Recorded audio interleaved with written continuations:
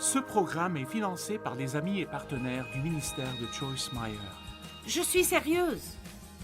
Ne passez pas votre vie entière à faire quelque chose que vous détestez. Nous devrions aimer nos vies et nous devrions jouir de nos vies. Et vous ne pouvez pas faire cela si vous essayez d'être comme quelqu'un d'autre.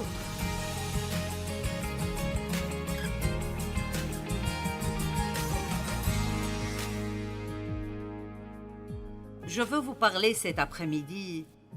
Juste un petit message que Dieu m'a mis sur le cœur et l'appel rester sur votre voie.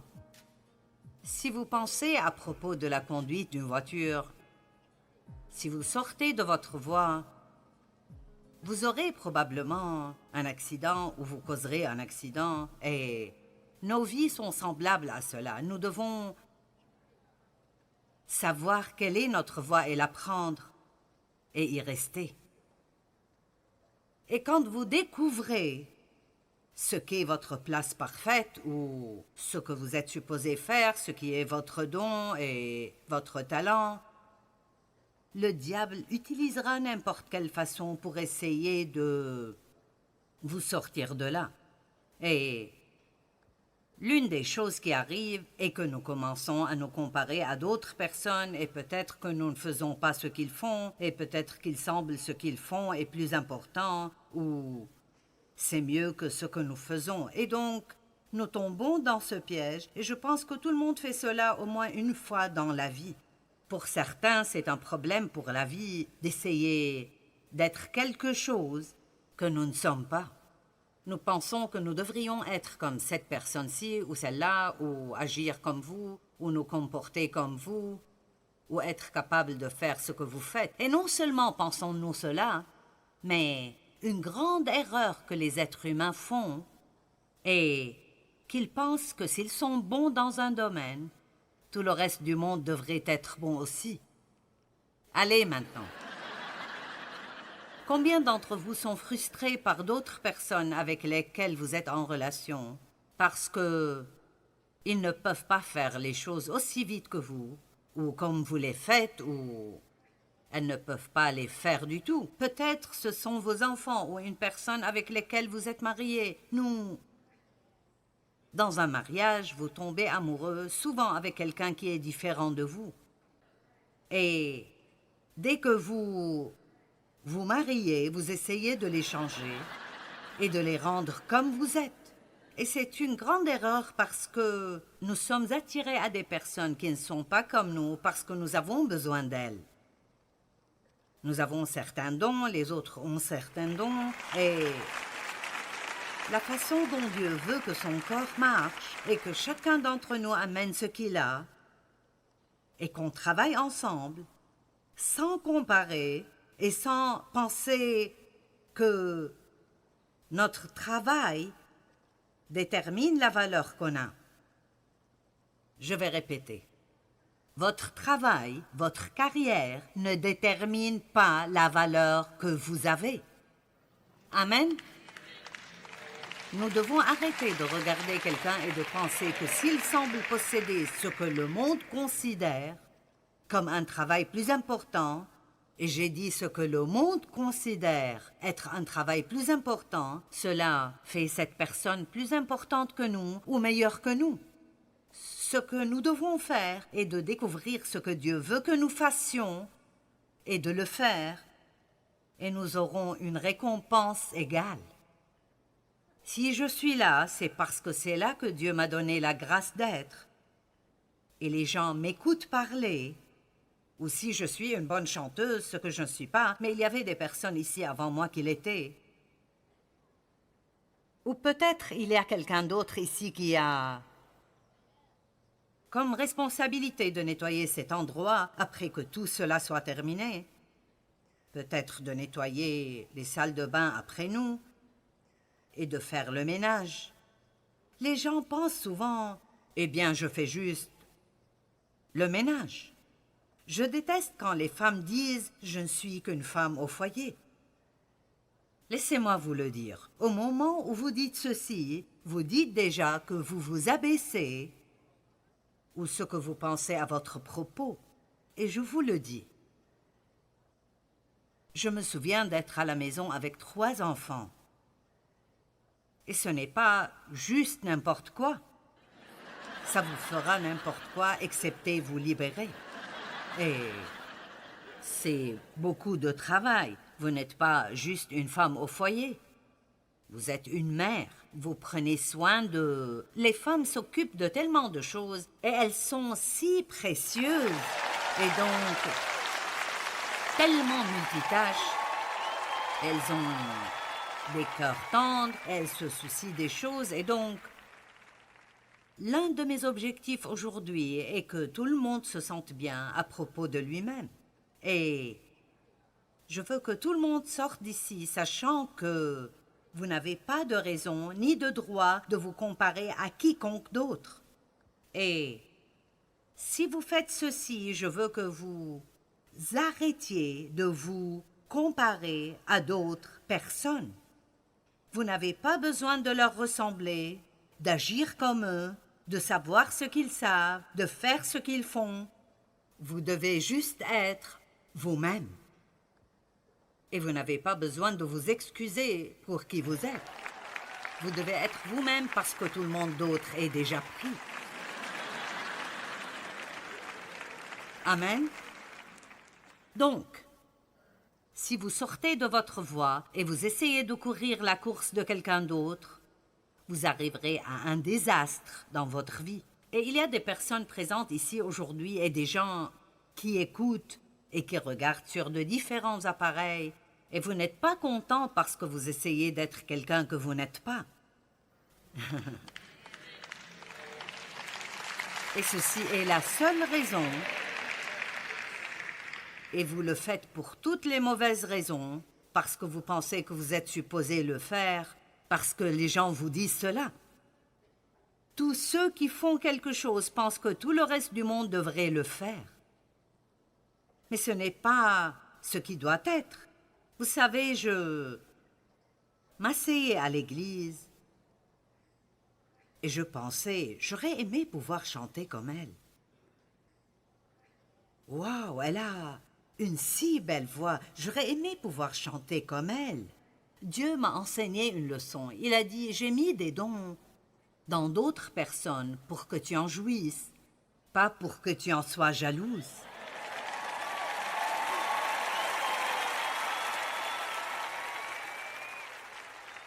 Maintenant, j'ai le don de la communication et je vais communiquer des choses avec vous à propos de la parole de Dieu qui vous aideront à la comprendre d'une meilleure façon. Donc, tout ce que vous avez besoin de faire est de profiter de mon don. Mon don fait que je dois travailler, mais vous pouvez en jouir. Et vous voyez, votre don fait que vous devez travailler, mais là je peux en jouir. Et avant que Dieu puisse faire beaucoup à travers vous, vous devez vous réconcilier avec ce fait et être à l'aise dans votre peau. Amen. Vous ne pouvez pas dire « Oh, je voudrais être la prochaine Joyce Meyer ». Eh bien, j'espère que non.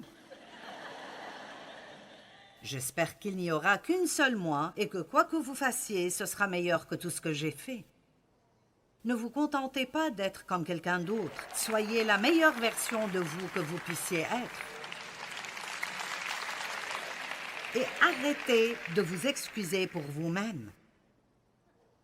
Amen. Faites ce que vous faites bien. N'ayez pas peur de juste faire ce que vous faites bien. Croyons-nous vraiment que Dieu veut que nous soyons heureux? Pensez-vous qu'il vous forcera à avoir une carrière qui vous rendra misérable? Combien de personnes gardent un travail qu'ils détestent juste parce qu'ils gagneraient un peu plus d'argent que s'ils prenaient un travail qu'ils aimeraient vraiment avoir? Allez, je vais le redire très lentement. Vous savez combien de personnes détestent leur travail? Je déteste mon travail. Je déteste mon supérieur et mes collègues au travail. Je déteste conduire au travail. Dieu ne veut pas que nous détestions nos vies et ce que nous faisons. Donc vous dites, eh bien pourquoi ne cherches-tu pas un autre travail? Pourquoi pas? Je ne peux pas me permettre d'abandonner cet argent, je gagne une bonne somme. Écoutez, la joie est beaucoup plus importante que l'argent. Et bien sûr, nous avons besoin d'argent, mais ce serait mieux pour vous de trouver un travail où vous pouvez être content que de passer votre vie entière à faire quelque chose que vous détestez. Et j'espère que je pousserai quelqu'un à bout aujourd'hui pour qu'il ait assez de courage pour quitter cet emploi qu'il déteste. Je suis sérieuse. Ne passez pas votre vie entière à faire quelque chose que vous détestez. Nous devrions aimer nos vies et nous devrions jouir de nos vies. Et vous ne pouvez pas faire cela si vous essayez d'être comme quelqu'un d'autre. Dieu nous donne toujours la grâce pour notre place. Beaucoup de personnes ne semblent pas savoir ce qu'elles sont supposées faire de leur vie. Si vous ne savez vraiment pas ce que vous êtes appelé à faire, essayez de faire quelques trucs. Et trouvez ce que vous aimez bien faire. Trouvez ce que vous appréciez. Trouvez ce que vous faites bien. Quand je suis tombée amoureuse de Jésus, je voulais juste servir Dieu. Je voulais juste travailler pour lui et faire tout ce que je peux faire. Et j'étais prête à essayer n'importe quoi. Je n'étais jamais l'une de ces personnes qui passent la moitié de leur vie à attendre que Dieu leur dise ce qu'ils sont appelés à faire. Je m'occupais et si l'Église avait une équipe d'évangélisation et l'Église où j'allais avait un grand ministère de rue au centre-ville de St. Louis et ils aimaient beaucoup donner des brochures et elles étaient blanches et jaunes et avaient un petit smiley dessus avec un « Jésus vous aime ». Et nous allions au centre-ville de St. Louis et nous donnions ces brochures à des étrangers et nous disions « Jésus vous aime ». Et je détestais cela.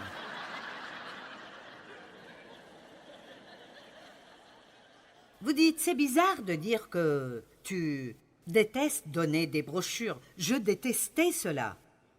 C'était embarrassant, je devais m'obliger à le faire. Je n'aimais pas ça et nous sortions pendant l'hiver et il faisait très froid. Et je me souviens de la première brochure que je donnais, ils l'ont arrachée de ma main en disant « Je ne veux pas de ta blip, blip, blip de choses ». En contrepartie, il y a d'autres qui sont vraiment loin pour ce genre d'évangélisme. Et si vous êtes un pécheur, vous ne voulez pas aller dans un ascenseur avec eux parce que vous serez sauvé quand vous en sortez. J'ai essayé l'évangélisation de porte à porte et là, tout ce que je faisais était de laisser les autres parler. Mais vous pouvez me mettre devant 20 millions de personnes et je serai aussi audacieuse que je peux l'être et je dirai tout ce que je crois que Dieu veut que je dise. Donc pourquoi puis-je parler devant 20 millions de personnes et ne pas savoir quoi dire devant une seule personne? Je ne sais pas. Et en plus, je m'en fiche.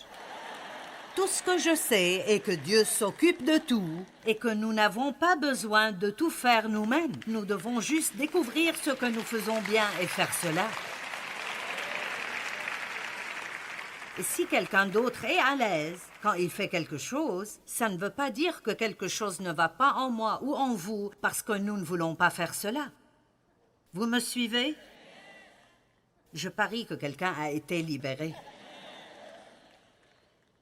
Et j'ai fait le truc de la rue pendant longtemps et je n'aimais pas ça. Je détestais quand ça arrivait. Et puis bien sûr, je me sentais coupable parce que je n'aimais pas ça. Vous savez, je sentais que je devrais aimer ça. Parfois, en tant que leaders, nous ne réalisons même pas ce que nous faisons. Ils encourageaient cela tellement à l'église où j'allais en ce temps, ce truc de distribuer ces brochures partout où vous allez, que je suis arrivée au point où je ne voulais même plus sortir de la maison. Parce que je sentais que tout ce que je pouvais faire était d'aller chez des étrangers et d'essayer de leur donner une brochure. Je présume que vous êtes tous hardis et que rien de cela ne vous dérangerait et vous aimeriez beaucoup faire cela. Et puis, j'ai essayé de travailler à la garderie, ils avaient besoin de volontaires. Et moi et les bébés, nous avons tous les deux su que je n'étais pas appelée à faire cela.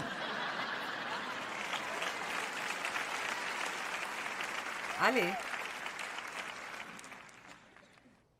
Puis j'ai eu cette idée d'aller rassembler ce groupe de femmes et nous allions mettre des brochures d'évangélisation sur les voitures dans les parkings. Et donc, j'ai rassemblé un groupe de femmes parce que je suis une leader naturelle et je peux motiver les gens. Et en 2 mois, nous avons mis 10 000 brochures sur les pare-brises des voitures. Et là, j'ai été appelée devant les anciens de l'Église et j'ai eu des problèmes parce que je l'ai fait sans prendre leur permission. Et parfois, c'est comme ça que la hiérarchie religieuse marche. Ils vous diront ce que vous devriez faire, mais si vous faites ce que vous êtes appelé à faire, alors vous avez des problèmes parce que vous n'avez pas pris la permission de quelqu'un pour le faire. Allez. Donc, en tant que leaders, nous devons aider les gens. Nous devons ne pas les forcer de faire ce que nous voulons qu'ils fassent.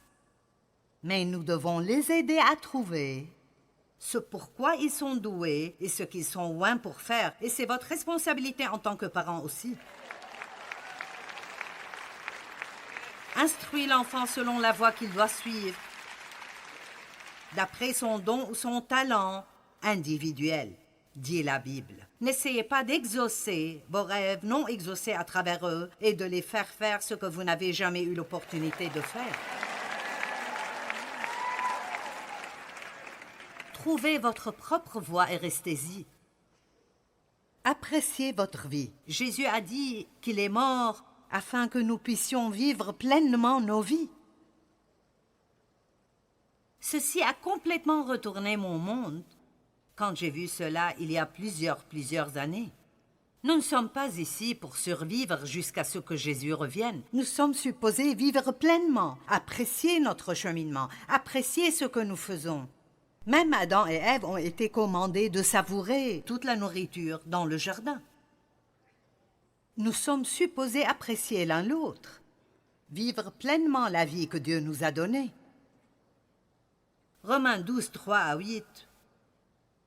Par la grâce qui m'a été donnée, je dis à chacun de vous de n'avoir pas de lui-même une trop haute opinion, mais de revêtir des sentiments modestes selon la mesure de foi que Dieu a départie à chacun. Ceci est un bon message en lui-même parce que ça dit « D'accord, quel que soit le don que vous avez, quelle que soit la grâce que Dieu vous a donnée de faire ce que vous faites, ne faites pas l'erreur d'avoir une plus haute opinion de vous-même que vous devriez en pensant que c'est vous qui agissez. Parce que ce n'est pas vous qui agissez, c'est Dieu qui le fait à travers vous. C'est exactement pour cela que, quoi que nous fassions, notre qui est ce qui importe. C'est qui nous sommes en Christ. Et tout le monde en Christ est égal, quoi que vous fassiez ou non. Amen. Et si vous ne réalisez pas que ce que vous faites bien, vous le faites bien parce que Dieu vous l'a permis et vous a donné d'être doué dans ce domaine, vous tomberez dans ce piège de penser que tout le reste du monde devrait être capable de faire ce que vous faites. Vous me comprenez? Est-ce que quelqu'un s'est-il déjà énervé avec vous parce que vous ne pouviez pas faire ce qu'il fait? Oui, allez, je vais trouver quelqu'un à qui parler ici. Oui. Pouvez-vous vous imaginer combien ça pourrait ruiner la vie d'un enfant s'il a un parent qui raille tout le temps parce que cet enfant ne peut pas faire ce qu'il fait ou ce que ce parent pense qu'il devrait faire? Ou, la pire des choses, comparez vos enfants l'un à l'autre. Pourquoi ne peux-tu pas être comme ta sœur? Pourquoi n'es-tu pas aussi intelligent que ton frère? Ne comparez jamais vos enfants l'un à l'autre. En fait, allez à l'autre extrême et dites-leur qu'ils ne sont pas supposés se ressembler. Dieu nous a tous créés uniques et différents. Allez, je me haïssais pendant beaucoup d'années et j'ai finalement dépassé cela et je voudrais vous aider.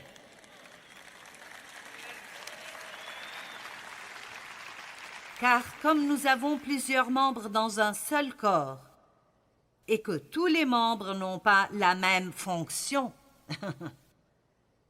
Qu'importe combien vous voulez cela, vous ne pouvez simplement pas faire tout ce que tout le monde peut faire. Merci. Ça doit vouloir dire que tu en as besoin. Je sens vraiment que certaines des personnes sont tendues ici.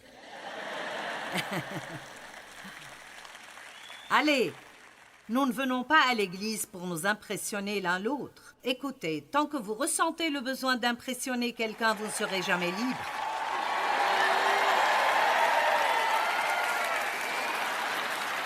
Jamais libre. Vous n'êtes libre que quand vous pouvez être complètement ce que Dieu vous a donné d'être, sans vous excuser pour cela, sans vous comparer aux autres, et je n'ai pas besoin d'essayer de vous impressionner, et c'est pour cela que je peux jouir de ce que je fais.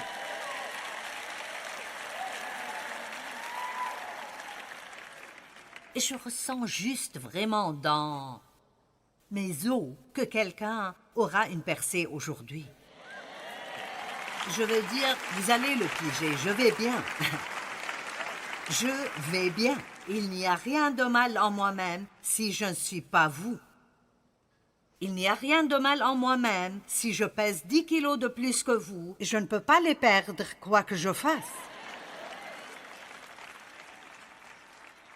N'aimez-vous pas ces personnes qui oublient de manger? Je pourrais oublier des tas de trucs, mais je n'oublie jamais de manger. Amen. Une personne pourrait enlever le soda de son régime et perdre 15 kilos, alors qu'une autre pourrait vivre de pain et d'eau et gagner du poids. Je continue.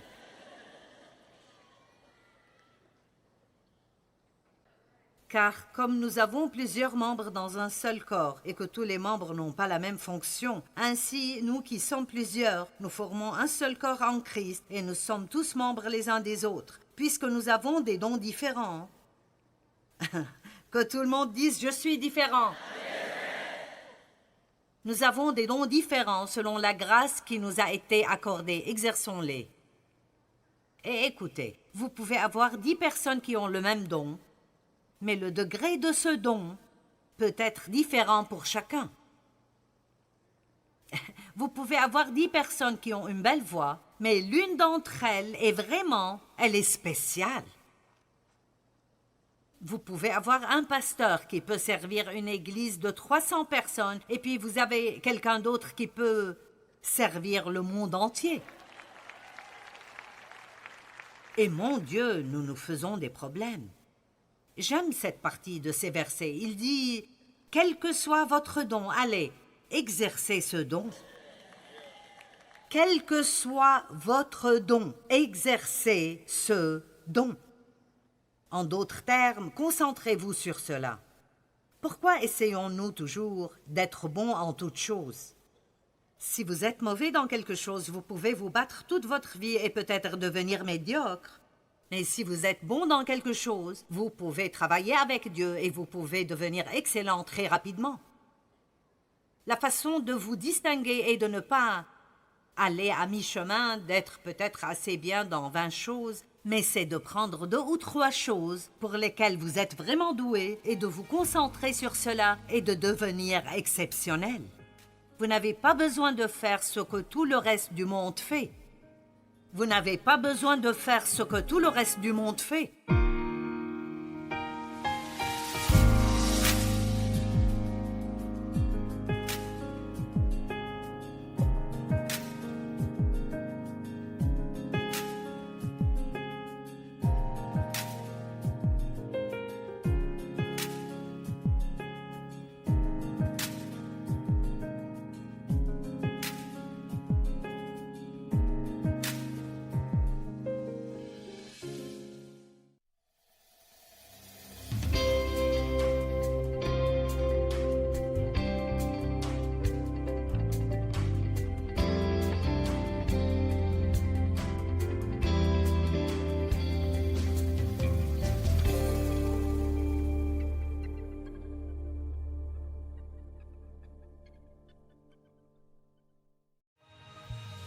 Ce programme est financé par les amis et partenaires du ministère de Joyce Meyer. Je suis convaincue de ce que je vous dis en ce moment parce que vous êtes en train d'être testé et vous serez testé. Et je veux vraiment, vraiment, vraiment que vous passiez le test afin que vous puissiez avoir le témoignage, afin que vous puissiez dire à quelqu'un « Suivez Dieu ».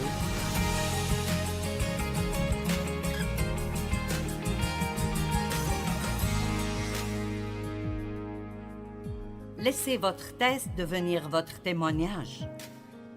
Tout le monde aime les témoignages. Nous vaincrons l'ennemi par le sang de l'agneau et par notre témoignage. Et c'est bon de pouvoir témoigner de l'authenticité et de la vérité dans la parole de Dieu. La vie peut être difficile parfois. Est-ce que vous êtes d'accord? Très bien. Personne n'obtient un témoignage sans passer par un test. Qui aime écouter un bon témoignage? Personne n'a jamais eu de témoignage sans passer par un test. Et donc, nous allons être testés. Et non seulement l'ennemi essayera de nous tester, mais Dieu lui-même nous testera. David a même prié pour que Dieu le teste.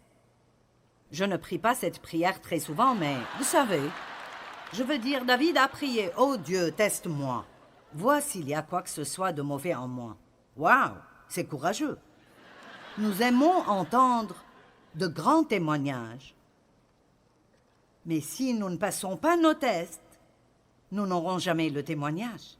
Certains d'entre vous se demandent pourquoi vous tournez encore et encore autour de la même montagne tout le temps. Il y a une chose que vous devriez savoir sur Dieu. Vous n'échouez jamais dans son école. Vous continuez juste à faire le même test, encore et encore et encore, jusqu'à ce que vous réussissiez. Amen. Et puis même après que vous réussissiez, occasionnellement, vous aurez un petit cours de rappel, juste pour être sûr que vous êtes toujours là où vous devriez être. Nous aimons lire à propos de Noé, Joseph, Abraham, Moïse, Daniel, Ruth, Esther, Pierre, Paul. Mais auriez-vous aimé être à leur place? Oh, ça doit... Waouh! Ce serait merveilleux d'avoir la vie de Joyce. Oh, mes bien-aimés. Eh bien, nous... Oui, j'ai une belle vie, mais... Vous ne faites pas ceci sans payer un prix pour le faire. Amen. Vous savez, nous pensons, oh, ça doit être merveilleux. Paul a écrit les 2/3 du Nouveau Testament, waouh! Mon Dieu! Moïse a divisé la mer Rouge, waouh! Aucune de ces personnes n'a fait ses propres choix dans la vie.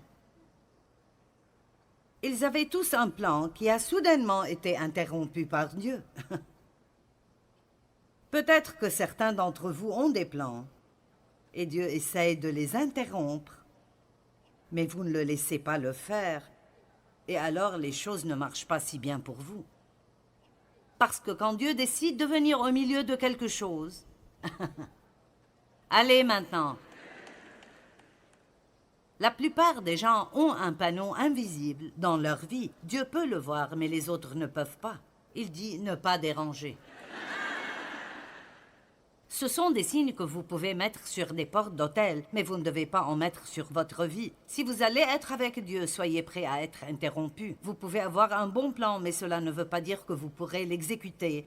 Parce que si Dieu a besoin de vous, vous devez être prêt.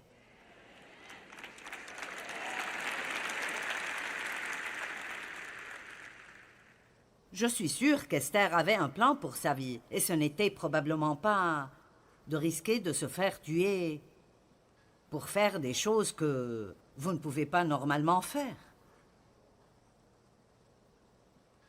Ces gens ont été placés dans des situations qu'ils n'ont jamais rencontrées. Quand Dieu vous demande de faire quelque chose et vous lui dites « je n'ai jamais fait ça avant », ça ne dérange pas Dieu. Donc, ils ont été mis dans des situations qu'ils n'ont jamais rencontrées. et ils n'étaient pas équipés pour le faire.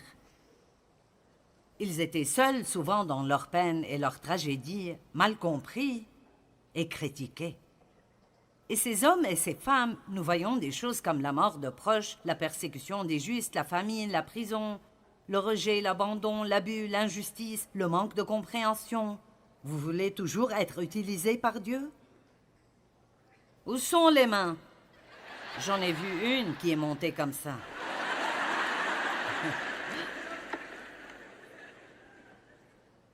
Je vais vous dire la vérité. Ils devaient être prêts à mourir. Ils ont dû aimer des gens sournois, ont longtemps souffert d'impatience, ont été critiqués et accusés, ont longtemps attendu la délivrance de Dieu. Mais nous voyons aussi dans la vie de ces personnes que de grands fruits ont été produits et que Dieu les a utilisés de manière étonnante. Il a utilisé Esther pour sauver toute une nation, une petite fille de 20 ans, parce qu'elle était prête à abandonner son plan, à sortir et à faire ce qu'elle sentait que Dieu lui disait de faire. Vous n'êtes pas tous appelés à un ministère à plein temps, mais je peux vous dire que cela concerne chaque personne, car il n'y a personne dans cette salle à qui Dieu ne lance pas un défi et ne demande pas de faire des choses qui semblent dépasser ce que vous pourriez gérer. Et c'est peut-être parler de Jésus à votre voisin d'à côté.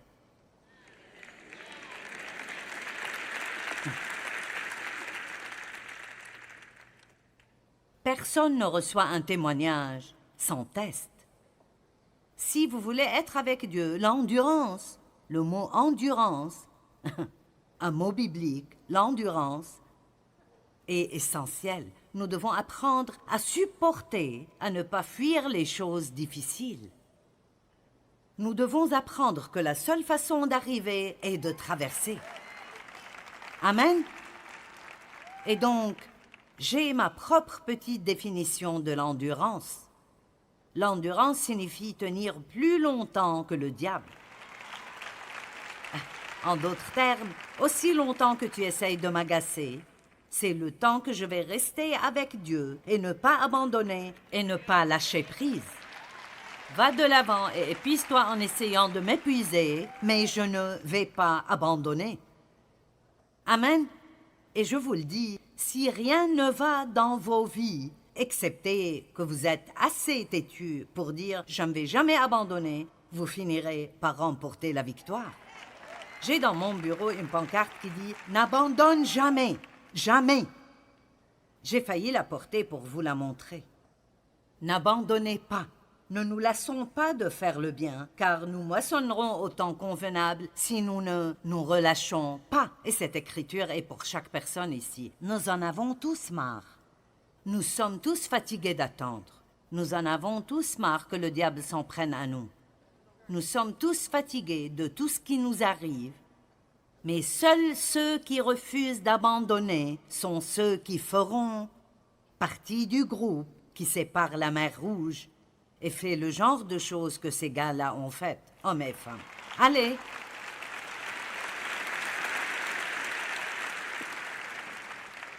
L'endurance signifie demeurer, rester ferme, être patient. Patient. Et la patience n'est pas simplement une capacité d'attendre. Vous allez attendre de toute façon. Mais c'est comment nous agissons pendant l'attente. La patience est un fruit de l'esprit qui nous garde doux et gentils. Allez!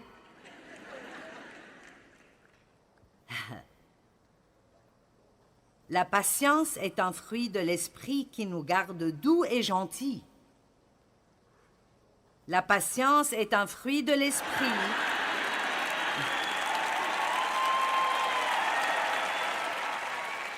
Combien pouvez-vous traverser personnellement et continuer d'être gentil avec les autres?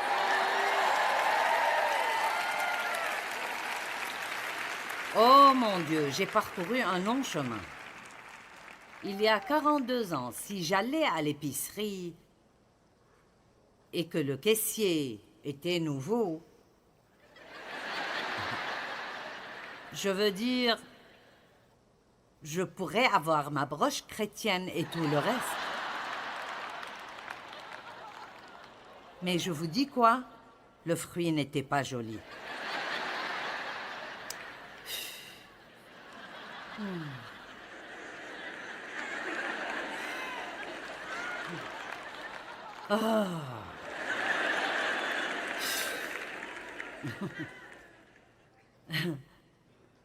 Maintenant, 42 ans plus tard, pas 2 jours,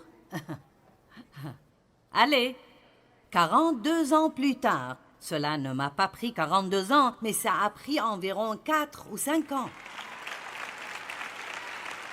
Et maintenant, si nous avons une nouvelle caissière et je remarque qu'elle devient nerveuse parce qu'elle a des problèmes, je dis ne t'inquiète pas. Ne t'inquiète pas pour ça, tu y arriveras. Tu finiras par être excellente. Tout le monde fait des erreurs, je ne suis pas si pressée. Je peux vraiment, maintenant, je peux vraiment penser davantage à quelqu'un d'autre que moi-même. Ça a pris 42 ans, mais je fais bien cela maintenant. Il y a d'autres choses avec lesquelles je ne suis pas si patiente, mais j'ai résolu le problème du caissier. Non. La patience, endurance, durer plus longtemps que le diable, tout dans la vie ne sera pas comme nous le voulons, mais Dieu s'attend à ce que nous soyons gentils de toute façon. Les chrétiens sont censés être gentils, le saviez-vous?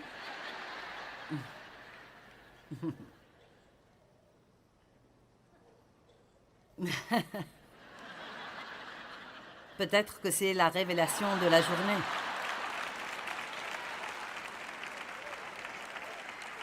Qu'avez-vous appris à la conférence aujourd'hui? Joyce a dit que nous étions supposés être gentils. Nous sommes supposés aimer les autres. Hébreux 6:12, en sorte que vous ne vous relâchiez point et que vous imitiez ceux qui, par la foi, s'appuient sur Dieu avec une confiance absolue en lui et en son pouvoir et la persévérance patiente, même dans la souffrance, maintenant.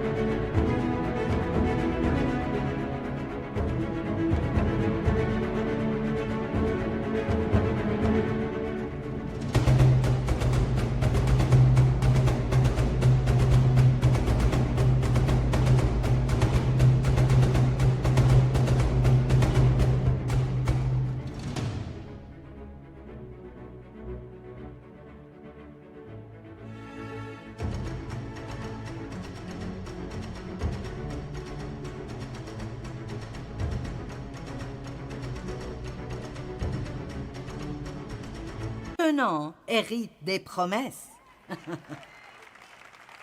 Donc, si vous êtes dans ce bâtiment et vous sentez que vous avez la victoire dans votre vie, tout n'est peut-être pas parfait, mais vous sentez que vous avez dépassé et que vous avez une bonne mesure de victoire dans votre vie, c'est parce qu'à un moment donné, vous avez enduré. Allez! À un moment donné, vous avez cessé de fuir les situations difficiles et vous avez appris à courir vers elles et à en finir. Je dois dire que j'ai une bonne part de victoire dans ma vie en ce moment. Ce n'est pas parfait, mais je suis vraiment heureuse la plupart du temps et vraiment paisible. J'ai parcouru un long chemin, mais je vous le dis, je devais apprendre à cesser de courir et à simplement dire « Dieu fait ce que tu dois faire et termine avec ça ». Et si tu dois le faire, accroche-moi à l'autel et ne me laisse pas m'éloigner de toi, parce que je ne veux pas rester la même. Il existe 2 types de douleurs, la douleur du changement et celle de rester le même. Et rester le même devrait vous effrayer plus que de changer. Ils ont enduré et ils héritent maintenant des promesses. Hébreux 10:36. Car vous avez besoin de persévérance et de patience, pour supporter les circonstances difficiles sans compromis, afin qu'après avoir accompli la volonté de Dieu, vous obteniez ce qui vous est promis. Combien d'entre vous voient ces choses? Nous traversons pour arriver, et la récompense est toujours de l'autre côté, mais nous allons être testés, nous aurons des épreuves, et nous allons devoir nous prouver. Perdriez-vous votre emploi plutôt que de mentir pour votre patron? Bien, il n'y avait pas assez d'applaudissements à ce sujet, c'est sûr. Maintenant, je suis vraiment inquiète, ça prendra du temps.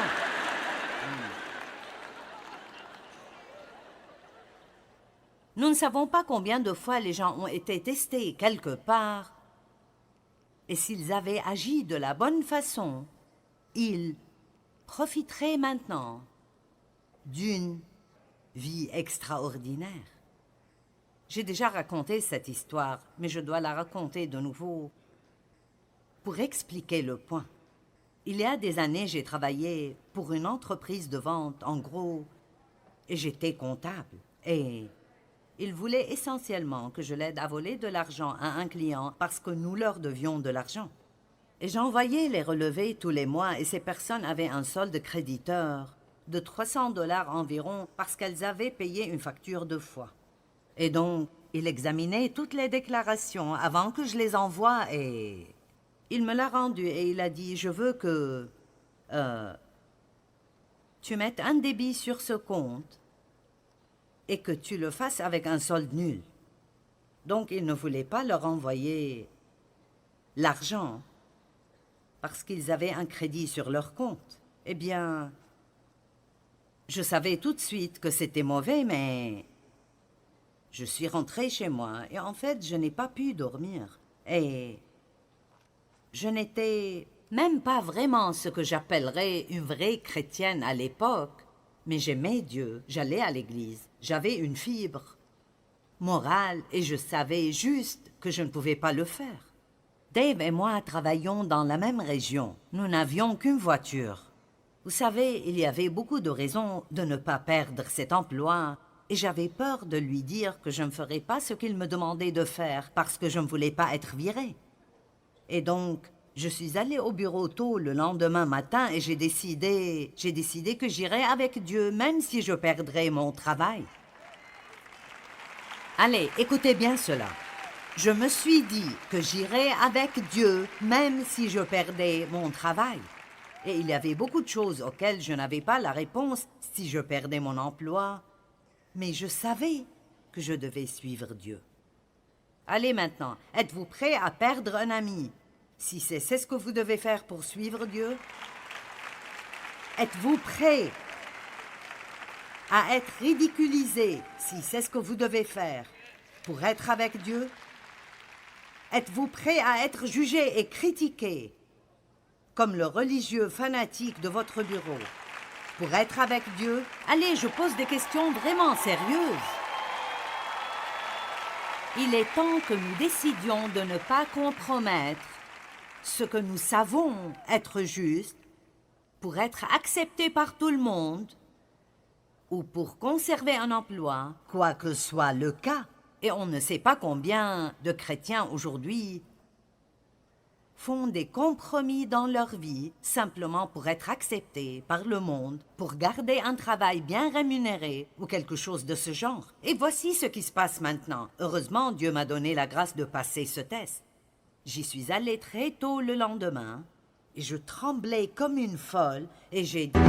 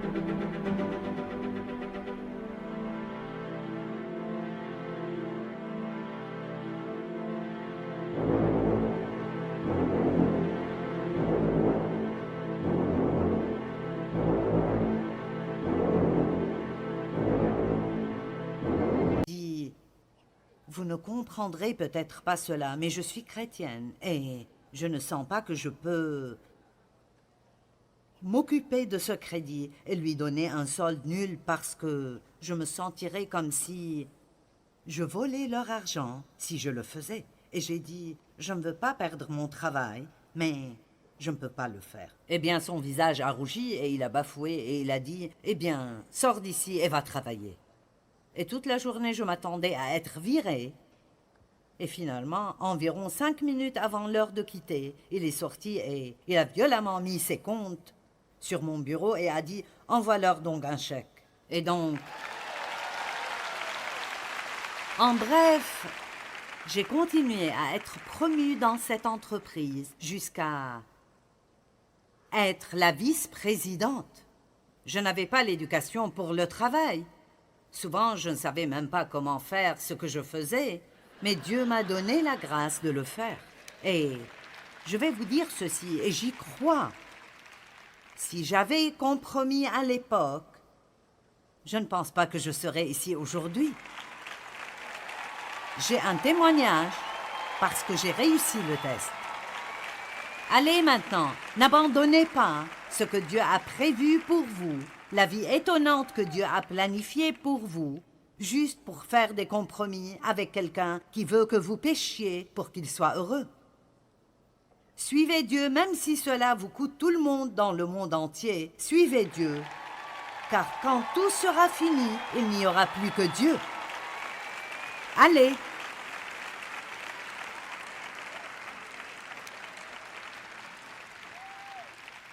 Et vous savez, je suis convaincue de ce que je vous dis en ce moment parce que vous êtes en train d'être testé et vous serez testé.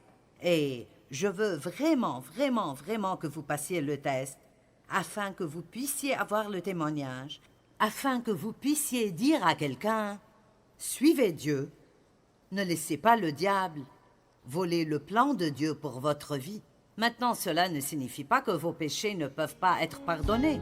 Dieu peut nous pardonner, mais il ne peut utiliser les gens puissamment que s'il leur fait vraiment confiance. Dieu doit pouvoir faire confiance aux gens qu'il veut utiliser pour qu'ils ne cèdent pas si cela signifie un peu d'inconfort. Lorsque vous êtes testé, le seul moyen d'arriver est de traverser. Je dis toujours que la seule issue est à travers. Ce n'est pas facile, mais avec Dieu, toutes choses sont possibles.